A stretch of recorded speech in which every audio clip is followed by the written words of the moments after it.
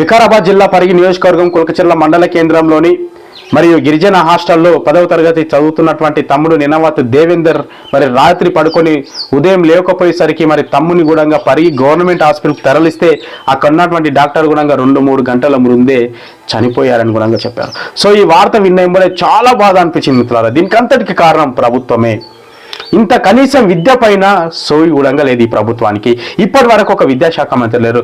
మరి స్థానికంగా లోకల్లో ఉన్నటువంటి doctor T Rammohan Reddy MLA గారు, అయ్యా మీరు అధికారంలోకి వచ్చినంబడే మీరు కనీసం ఒక స్కూల్కైనా ఒక హాస్పిటల్ కాడికైనా విద్య వైద్యం మీద మీరు పూర్తిగా మర్చిపోయి ప్రజలకు సేవ చేసేది మర్చిపోయి మీరు మొత్తం సంపదాన మీద పడ్డారు. దయచేసి ఆ సంపదాన బంద్ చేసుకొని మరి బడుగు బలహీన వర్గాల కోసం, ఈ పేద ప్రజల కోసం, పరిగి నియోజకవర్గ ప్రజల కోసం పనిచేయాలని కూడా మేము కోరుకుంటున్నాము.